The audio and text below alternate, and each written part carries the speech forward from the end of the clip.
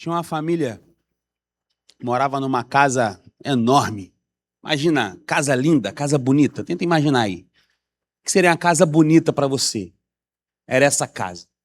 Estilo colonial, aquela casa, sabe, casa antiga, aqueles azulejos tudo desenhado. Terraço enorme, churrasqueira, com piscina. Quem passava de fora dizia, que casa linda. Que casa bonita. Essa família vivia lá, portas largas, janelas altas, aquela mesona, madeira cortada de tronco de árvore dessa grossura. Dava para sentar 12 pessoas à mesa e eles reuniam ali a família, reuniam os amigos. Quem olhava de fora falava, eu queria morar nessa casa. Essa casa é uma casa muito bonita. Só que essa casa que era bonita por fora, por dentro, começou a ter desordem. Aquela casa estava perdendo a ordem. Cada morador começou a querer criar sua própria regra. Cada morador da casa queria fazer as coisas do seu jeito.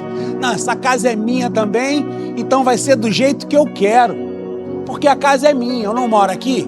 Se eu moro aqui, as coisas vão ter que acontecer do meu jeito. E aí começa a desandar as coisas. Por fora as pessoas veem uma casa linda, mas por dentro ninguém sabe o que está passando naquela casa ali. Sabe? Guarda a comida no lugar errado. Não limpa o cocô do cachorro do jeito que tem que limpar. Sabe? Não faz as coisas do jeito que ser feito. Ensina o cachorro do jeito errado. Problema estava dentro daquela casa. Cada filho queria fazer de um jeito. Gente, vocês têm que tomar muito cuidado. Quantos têm filhos aqui? Quantos têm filhos que moram com vocês? Que moram com vocês? Quantos têm filhos que são adultos? Adultos e que moram com vocês?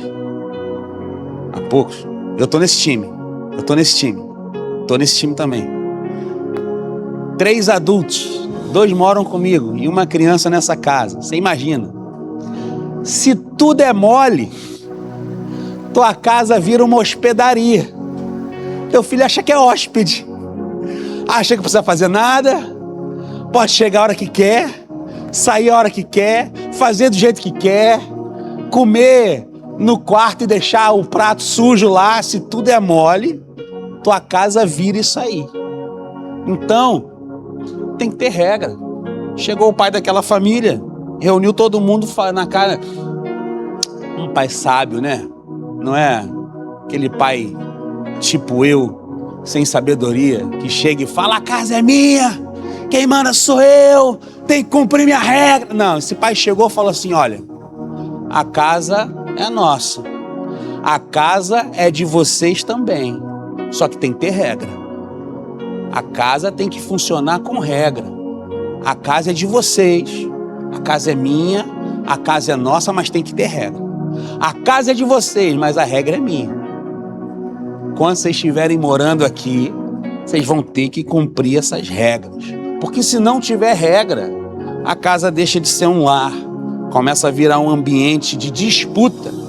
E às vezes eu tenho a impressão que a igreja é um pouco como essa casa, sabe? Não a nossa casa no sentido de posse. A igreja não é a nossa casa no sentido de que a gente possui a igreja, mas no sentido de que ela é a casa de Deus.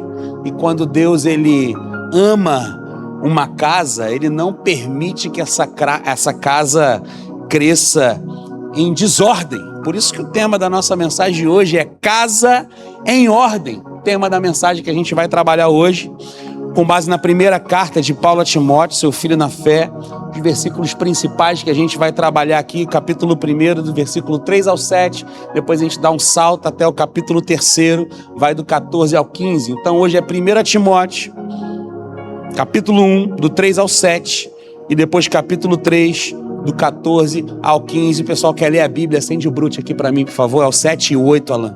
O 7 e 8 acende aqui para o pessoal ler isso. Obrigado. Assim diz a palavra do Senhor, 1 Timóteo 1, 3 e 7. Quando parti para Macedônia, pedi que você permanecesse em Éfeso para ordenar a certas pessoas que deixem de ensinar falsas doutrinas e de dar atenção a mitos e genealogias intermináveis que causam especulações inúteis, em vez de promover o plano redentor de Deus, que é pela fé. 5.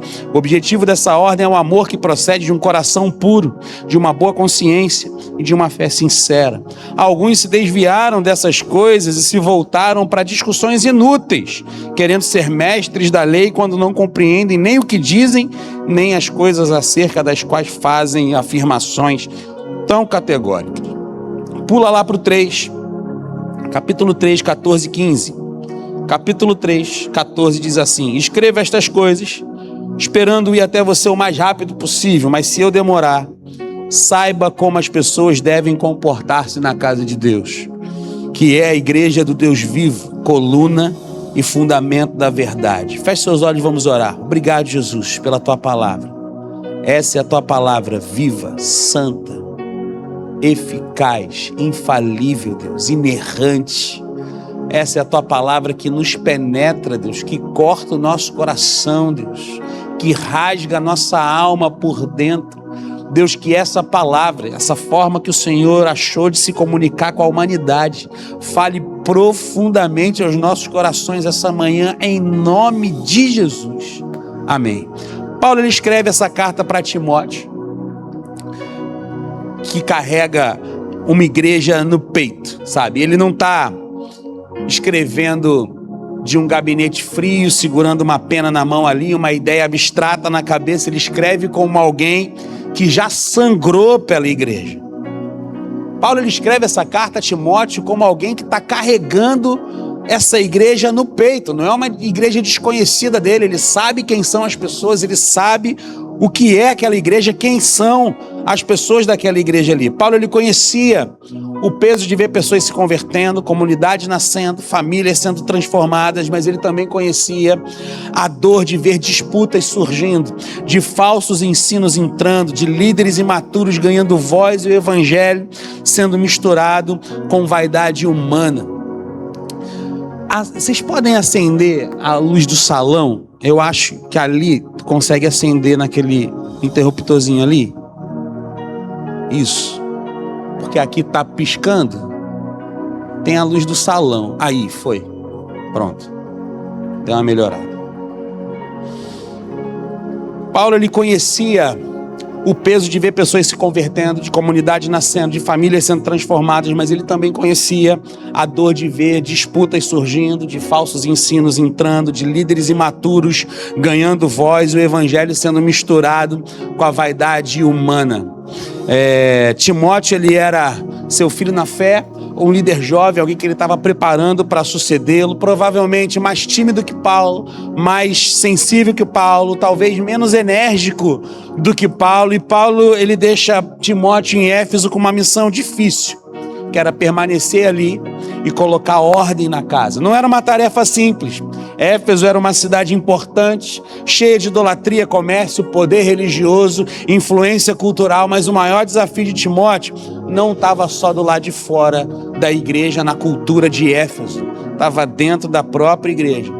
Lá na igreja de Éfeso tinha gente ensinando o que não devia. Havia pessoas ocupadas com discussões inúteis. Havia vozes desviando a igreja do seu foco, do seu eixo, do seu centro. Falamos sobre isso semana passada. E Paulo, ele sabe que quando a palavra ela perde o centro da coisa, a casa ela começa a rachar. Quando a palavra deixa de ser as sapatas da casa, a casa começa a ruir, ela começa a desmoronar. A igreja ela pode continuar cantando, ela pode continuar se reunindo em célula, ela pode continuar trabalhando, ela pode continuar fazendo atividades, ela pode fazer cantata de Páscoa, musical de Natal, ela pode cantar um louvor muito bonito, mas se a verdade não governa, se o amor não purifica as intenções, se cada pessoa começa a agir como se fosse dono de um pedaço da casa, o que era para ser família vira território a ser conquistado. É por isso que Paulo escreve: escrevo-lhes estas coisas, embora espere ir vê-lo em breve, mas se eu demorar, saiba como as pessoas devem comportar-se na casa de Deus, que é a igreja do Deus vivo, coluna e fundamento da verdade. A frase é forte. A igreja é a casa de Deus. A igreja é casa de Deus. A igreja não é um clube de preferências.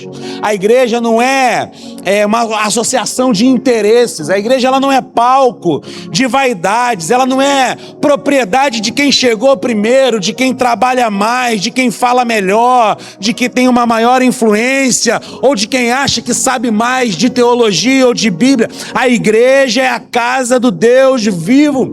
E a casa de Deus tem mesa, mas também tem ordem. Tem acolhimento, mas também tem direção. Tem amor, mas também tem verdade. Tem lugar para gente quebrada, mas não tem lugar para rebelião maquiada de zelo pela casa do Senhor. Tem espaço para servir, mas não para disputar lugar, não para ficar disputando posição, disputando trono, porque quando Deus ele decide fazer algo extraordinário através de uma igreja, ele começa fazendo algo profundo dentro dessa casa. Quando Deus coloca a ordem na casa, ele começa protegendo a doutrina. Quando Deus coloca a ordem na casa, ele começa protegendo a doutrina. Paulo fala para Timóteo: como te recomendei quando parti para Macedônia. Ele falando para Timóteo, né? Permaneça em Éfeso para ordenar a certas pessoas que não mais ensinem doutrinas falsas e que deixem de dar atenção a mitos e genealogias intermináveis que causam controvérsias em vez de promoverem a obra de Deus que é pela fé. O verbo aqui é forte. Paulo ele não pede que Timóteo sugira algo para a igreja, ou que ele aconselhe, ou que Timóteo dê uma opinião a respeito daquilo ali. Paulo fala: ordene. Paulo diz para ordenar. Há momentos que a igreja não precisa mais só de conversa, ela precisa de direção. Há momentos que o amor pastoral, ele precisa ter coluna vertebral. Timóteo não foi deixado em Éfeso para agradar todo mundo. Ele foi deixado ali para proteger a casa. E proteger a casa começa protegendo o ensino que entra naquela casa. Porque uma igreja ela não adoece só quando alguém cai num pecado moral. Uma igreja ela também adoece quando ela começa a se alimentar de ideias tortas, de conversas intermináveis, de interpretações sem base teológica nenhuma, de espiritualidade sem Cristo, de zelo sem evangelho, de opinião com uma aparência de revelação. Paulo ele fala de doutrinas falsas, de mitos, de genealogias intermináveis, talvez fossem especulações religiosas, debates vazios, curiosidades que pareciam profundas, mas não produziam fé, amor, santidade, muito menos missão. O problema não era apenas que aquelas pessoas estavam erradas, o problema é que elas estavam desviando a energia da igreja. Em vez de promoverem a obra de Deus, produziam controvérsias. Ao invés de edificarem o corpo, alimentavam discussões. Em vez de levarem a igreja para Cristo, prendiam a igreja em assuntos que inchavam a mente e secavam o coração. Isso continua acontecendo. Nem toda conversa que parece espiritual, ela promove a obra de Deus. Nem todo debate que cita a Bíblia fortalece a fé. Nem toda opinião firme é sinônimo de maturidade. Às vezes é só orgulho usando uma roupa de convicção. Às vezes é só vontade de ter razão com vocabulário religioso. Às vezes é só uma pessoa tentando ganhar influência pela crítica, pela suspeita, pela comparação, pela frase solta no canto, pelo comentário que parece preocupação, mas espalha desconfiança. A doutrina ela precisa ser protegida porque a igreja pertence ao Deus vivo. A igreja pertence ao Deus vivo. A obra do Senhor ela continua independente de mim, independente de você, porque a igreja é do Senhor e se a casa é dele, a palavra dele precisa governar a casa. Não é o temperamento de alguém que governa, não é a experiência passada de alguém que governa, não é a tradição familiar de alguém que governa, não é o gosto pessoal de alguém que governa, não é quem fala mais bonito, quem ameaça sair, quem diz, olha, isso sempre foi assim, ou quem pensa, se eu não concordo, então isso está errado. Quem governa a casa é Cristo, pelo poder da sua palavra. Não sou eu, não são os líderes de célula, é Cristo quem governa. Ele é o líder da casa. As regras são dele. Nós que somos filhos apenas obedecemos às suas regras. É por isso que quando uma igreja está sendo formada como a nossa, a pergunta não pode ser apenas o que eu prefiro? Qual é qual é a minha preferência a respeito disso que a gente está fazendo. Não. A palavra tem que ser sempre o que a palavra diz a respeito disso.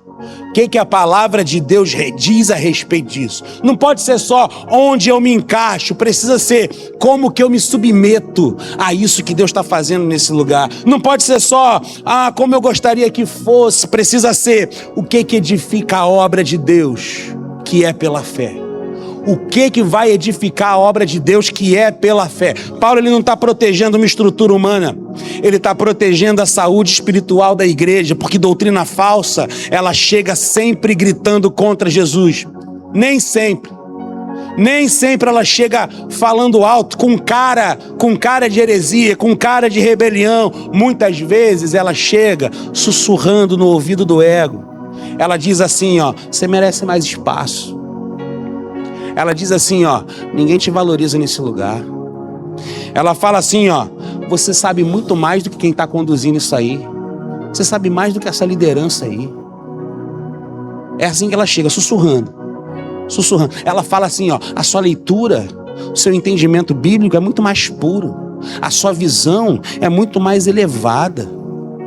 Sabe, a sua intenção é melhor do que a intenção do outro. Quando a pessoa percebe, ela já não está mais servindo a Cristo. Ela está servindo apenas a sua necessidade de se afirmar. Uma igreja extraordinária não é uma igreja onde todo mundo faz o que quer. É uma igreja onde todos aprendem a se curvar diante de uma mesma verdade. A doutrina, ela protege a casa porque ela tira o ser humano do centro. A palavra, ela corrige as nossas vontades, ela cura as nossas distorções, ela disciplina as nossas emoções, ela recoloca Cristo no trono de onde ele nunca deveria sair. A casa de Deus, ela não pode ser construída sobre achismos, sobre preferências e disputas. Ela precisa ser construída sobre o Evangelho. E o Evangelho nos lembra que ninguém é dono da casa, ninguém é dono do ministério, ninguém é dono da célula, ninguém é dono desse púlpito aqui, ninguém é dono das pessoas. Cristo comprou a igreja com o seu próprio sangue, e uma igreja comprada por sangue não pode ser governada por vaidade. A igreja pertence a Cristo e a mais ninguém. Aleluia, aleluia. Quando Deus coloca a ordem na casa, Ele começa purificando as motivações.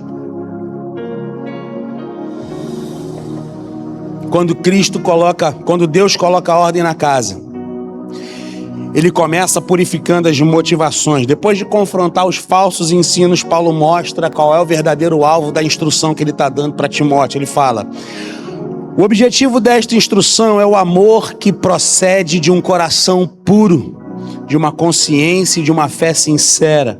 Alguns se desviaram dessas coisas, voltando-se para discussões inúteis, querendo ser mestres da lei quando não compreendem nem o que dizem as coisas acerca das quais fazem afirmações tão categóricas.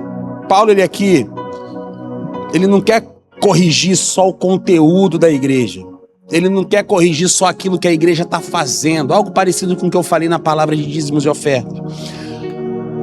Paulo está orientando Timóteo aqui para que Timóteo seja usado por Deus na correção, no tratamento do coração da igreja. Porque Paulo poderia falar assim: o objetivo dessa instrução é que todos saibam mais. Ele não fala isso. Ele também poderia dizer assim: o objetivo dessa instrução é que você vença todos os debates, porque estava rolando muitos debates ali. Ele também não disse isso. Ele poderia dizer assim: olha, o objetivo da instrução é calar quem pensa diferente, mas ele também não diz isso. O que Paulo diz é que o objetivo é o amor, só que não é amor sentimental, sabe? Não é esse amor frouxo, esse amor sem verdade, sem discernimento. É amor que nasce de coração puro, é amor que nasce de boa consciência, é amor que nasce de fé sincera. Isso significa que na casa de Deus não basta fazer a coisa certa. É preciso perguntar com que espírito nós estamos fazendo a coisa certa. Não basta fazer a coisa certa na casa de Deus. É preciso saber quais são as motivações do coração enquanto nós estamos fazendo algumas coisas. Porque dá para defender a verdade com vaidade. Dá para servir no ministério buscando reconhecimento. Dá para cobrar ordem com o coração cheio de orgulho. Dá para dizer que ama, sabe? Dá para dizer que ama a igreja, mas no fundo amar mais a sua posição dentro dela, o seu próprio lugar dentro dela, do que amar a própria igreja. Dá para chamar insubmissão de zelo, dá para chamar disputa de discernimento, dá para chamar ferida de convicção. Paulo conhecia esse perigo. Ele sabia que uma igreja, ela não se perde apenas quando abandona a doutrina. Ela também se perde quando conserva palavras certas, mas cultiva intenções tortas. O agir está certo, mas por dentro a motivação está errada. A boca fala de Deus, mas o coração quer controle. A mão trabalha na obra, mas a alma deseja aplauso. A pessoa diz que quer ajudar, mas ela não aceita ser contrariada. Ela diz que quer servir, mas se ofende quando ela não é vista. Ela diz que quer cuidar, mas se irrita quando não pode mandar. É por isso que Paulo fala de coração puro. Coração puro não é coração perfeito, é coração sem duplicidade. É gente que não usa a igreja para se promover. É gente que não transforma serviço em moeda de troca. É gente que não diz é para Deus, enquanto por dentro ela espera que todos percebam seu valor. Coração puro, ele serve sem precisar manipular um ambiente, sem ser notado. Paulo também fala de boa consciência. Boa consciência é quando a pessoa consegue servir sem precisar esconder uma segunda intenção. É quando não há veneno por trás do sorriso.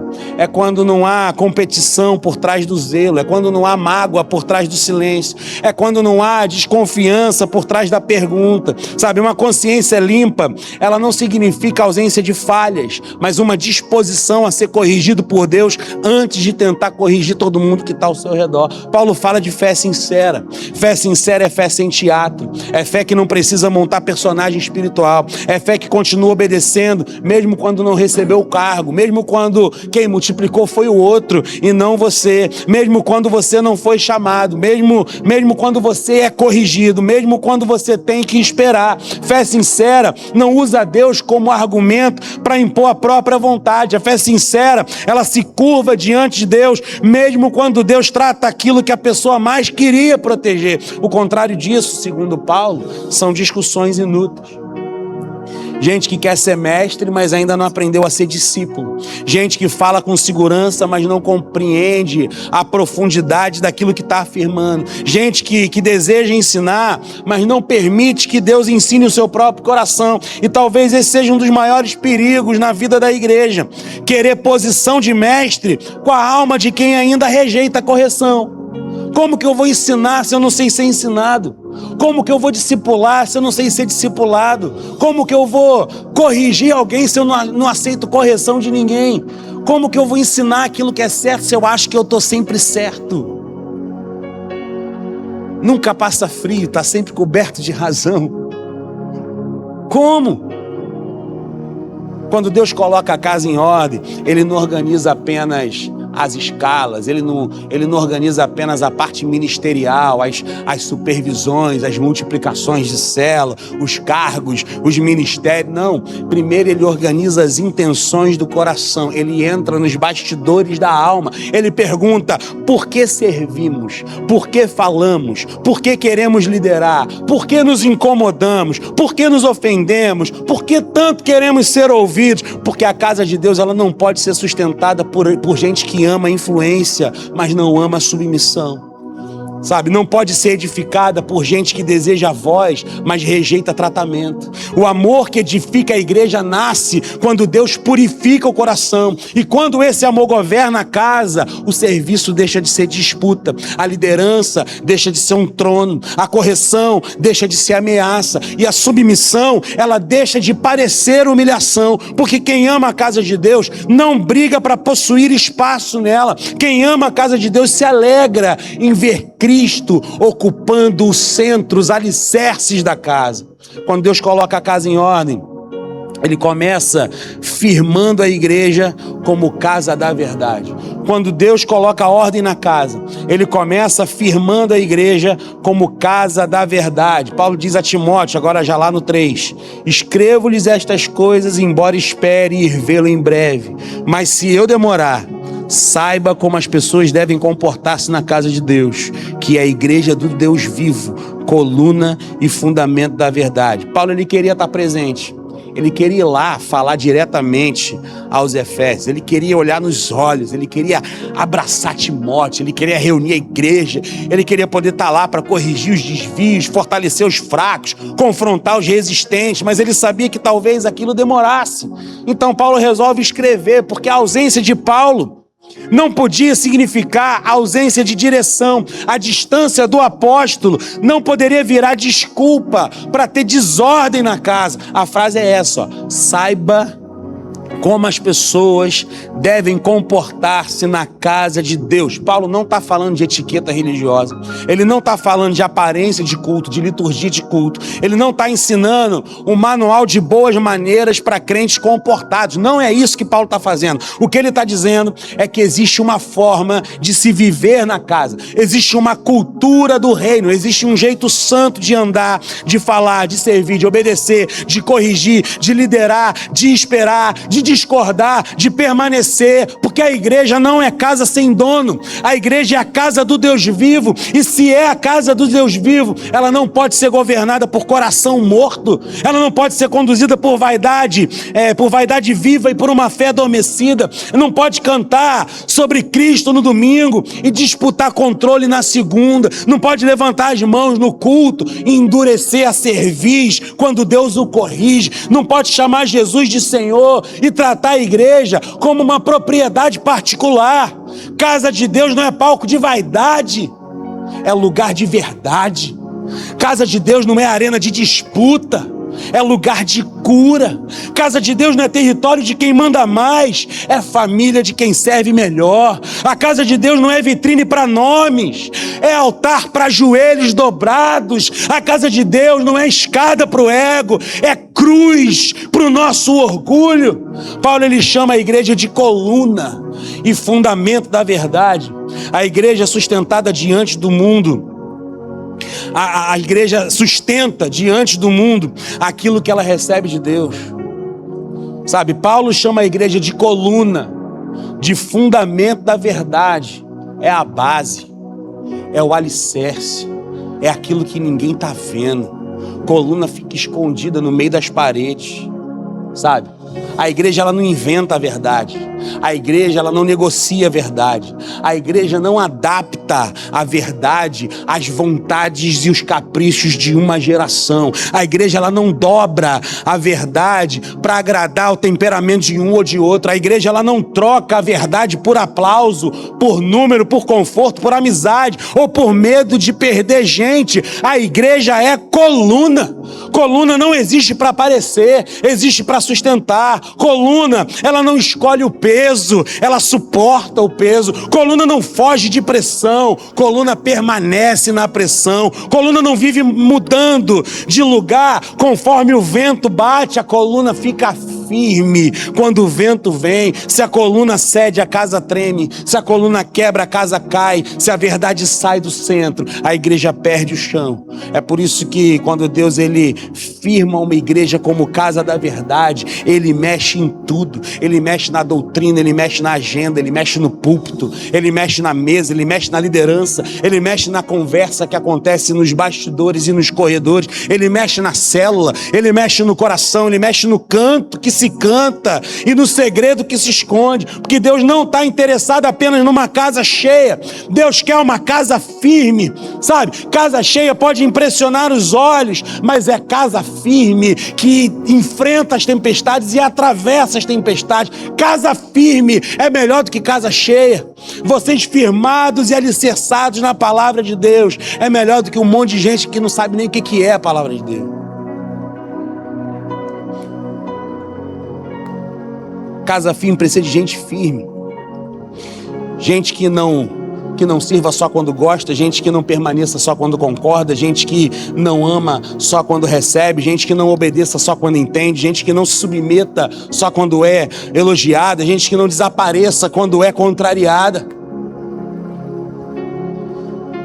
Gente que diga assim: essa casa não é minha, essa casa é de Deus, essa obra não é minha, essa obra é de Deus, essa verdade não é minha, essa verdade vem de Deus. Essas ovelhas não são minhas, essas ovelhas são de Deus. Quando a casa é de verdade, a mentira perde espaço. Quando a casa é de verdade, a vaidade perde o trono. Quando a casa é de verdade, a murmuração perde a voz. Quando a casa é de verdade, a disputa perde a força. Quando a casa é de verdade, Cristo é o fundamento. O povo ganha rumo, a missão ganha peso. A igreja deixa de ser um ajuntamento frágil para se tornar coluna viva de uma cidade confusa.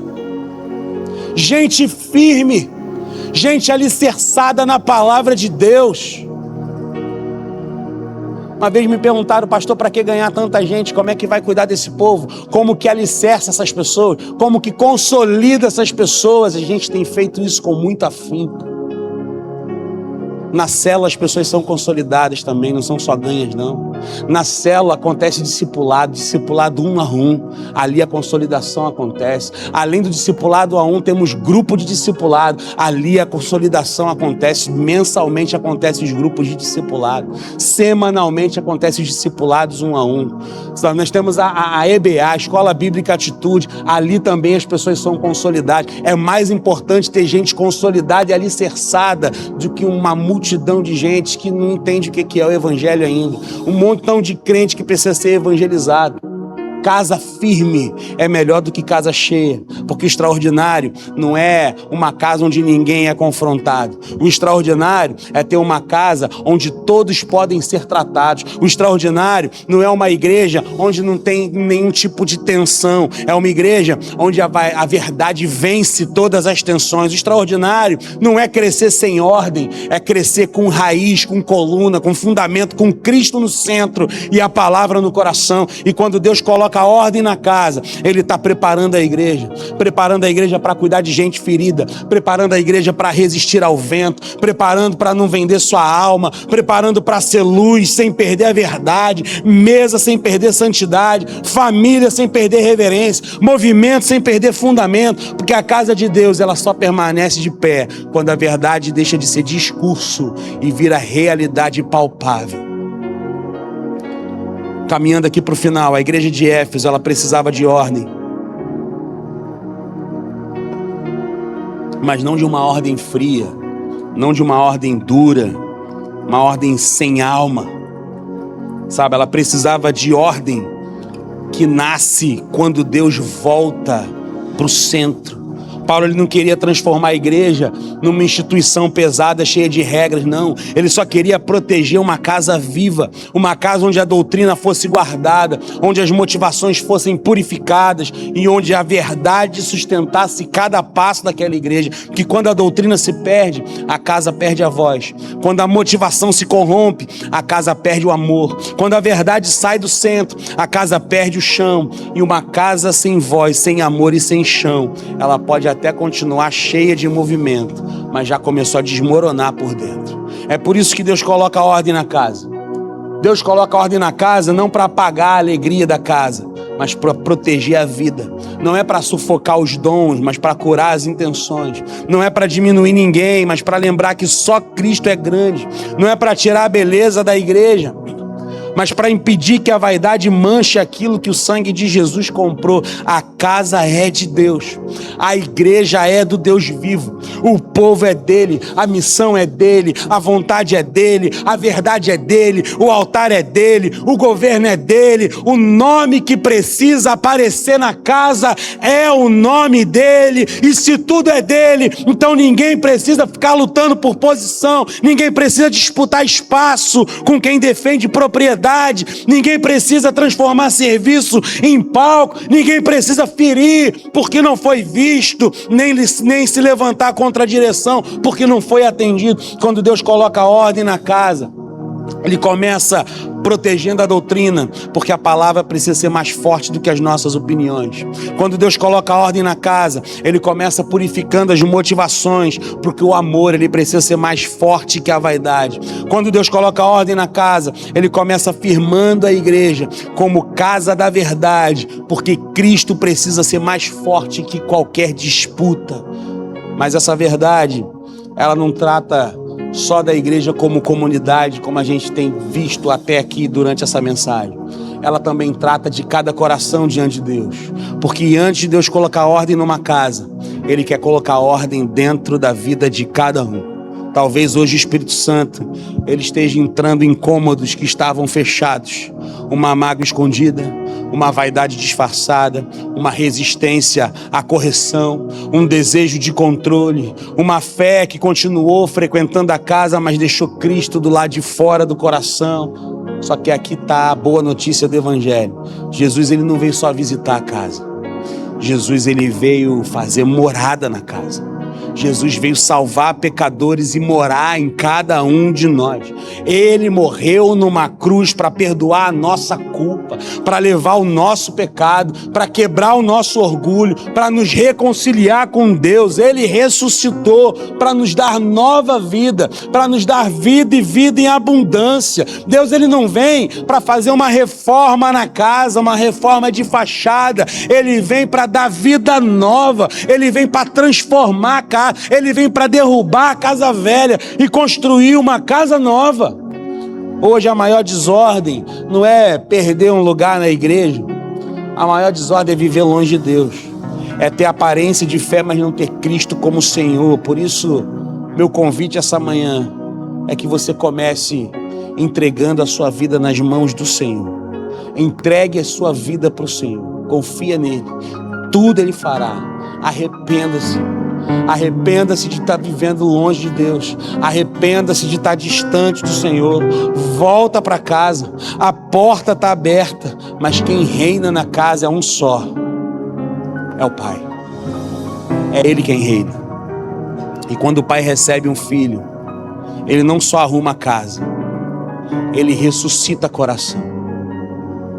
Se essa mensagem de alguma forma fala ao seu coração, se você entende que a casa que é a sua vida está uma desordem, está uma bagunça, existe um Cristo para trazer ordem para essa casa. Existe um Cristo que quer colocar os alicerces nessa casa. Existe um Cristo que quer ser o próprio alicerce dessa casa que é a sua vida.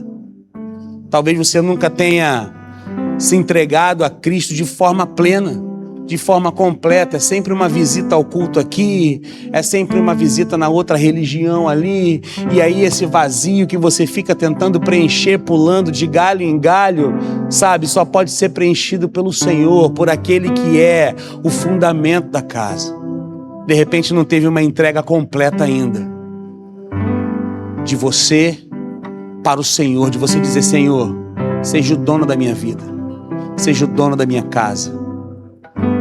Que sejam as suas regras e não as minhas. Porque as regras do Senhor, às vezes as pessoas pensam que é prisão, mas não é. É libertação. Quando o Senhor governa uma casa, nós somos verdadeiramente livres. Que você possa hoje dizer, como Paulo disse, que aquele que está em Cristo é nova criatura. As coisas velhas já passaram, eis que tudo se fez novo. Que hoje você possa dizer: hoje eu quero ser uma nova criatura, deixar as coisas velhas para trás e tudo se fazer novo na minha vida.